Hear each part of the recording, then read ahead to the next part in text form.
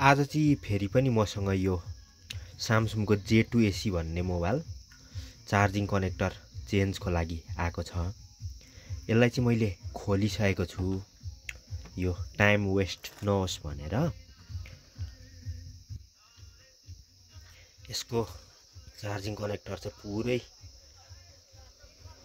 Damage भइसकेको छ। अनि अब यसको चार्जिङ कनेक्टर फेर्नु पर्ने। अब म फटाफट यसको यो चार्जिङ कनेक्टर फेर्ने प्रोसेस अगाडि बढाउँछु।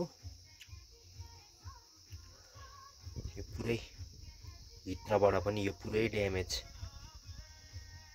यसको भित्रको पिनहरू सबै भाँचिएर खराब भइसकेको छ। अब म यसलाई चेन्ज गर्ने प्रोसेस अगाडि बढाइहालेँ।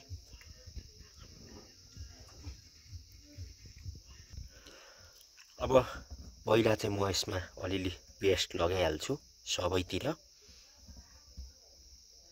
यो पिनमा पेस्ट लगाउनु पर्ने हुन्छ यो पिन निकाल्नको लागि।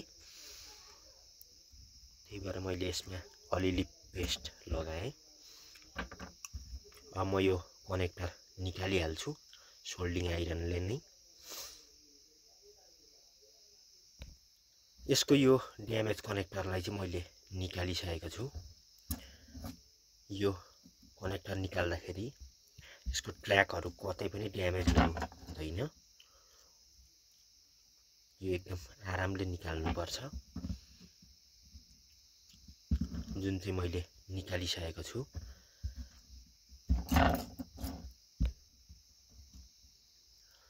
यसको कनेक्टर पुरै ड्यामेज छ। अब यसमा म अर्को कनेक्टर एउटा यस्तै फोनको चेन्ज गर्न गइरहेको छु। मैले चाहिँ अब यसमा मिल्ने एउटा कनेक्टर पनि रेडी गरिसकेको छु। यसको पिनहरू पनि सोल्डिङ गरेर मजाले यसलाई रेडी गरिसकेँ। अनि यसको ट्र्याकहरू पनि मैले यो डिसोल्डिङ गरिसकेँ। अब यसलाई मजाले क्लिन गरेर अनि यसमा नयाँ कनेक्टर लाउन गइरहेको छु म। पहिला म अब यसलाई फटाफट क्लिन गरिहाल्छु पेट्रोलले नै।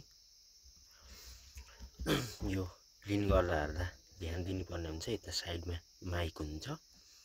त्यही भएर यसलाई कम पेट्रोलले युज गरेर अनि क्लिन गर्नुपर्ने हुन्छ। एकदम ध्यानको साथ।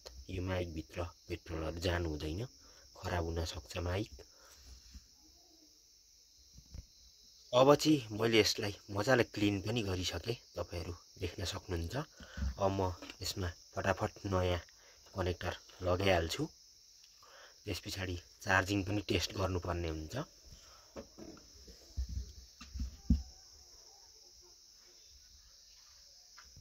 अब चाहिँ मैले यसको यो कनेक्टरलाई चेन्ज गरिसकेँ मजाले। यो पिनहरू एक आपसमा सर्ट हुँदैन सोल्डिङ गर्दाखेरि। यो मजाले हेरेर सोल्डिङ गर्नुपर्ने हुन्छ। मैले यसलाई सोल्डिङ मजाले गरिसकेको छु दुईतिरैबाट। अब यसमा रह्यो चार्जिङ टेस्ट गर्नको लागि। त्यो पनि म अब चार्जिङ टेस्ट गर्न गइरहेको छु। पहिला म यसलाई यो फोनमा एट्याच गरिहाल्छु बोर्डलाई। त्यस पछाडि ब्याट्री लगाएर अनि चार्जिङ टेस्ट गरौँ। अब चाहिँ मैले यो रेडी गरिसकेँ। अब म यसलाई एकचोटि चार्जर कनेक्ट गरेर हेर्छु।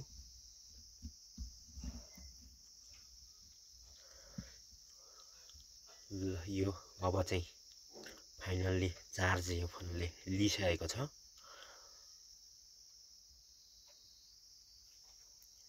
अब हेरौँ, 0% ब्याट्रीमा आयो।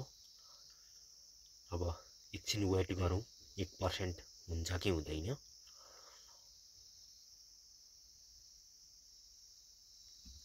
ल म एकछिन 1% ब्याट्री होइन्जेलको लागि भिडियोलाई पज गर्छु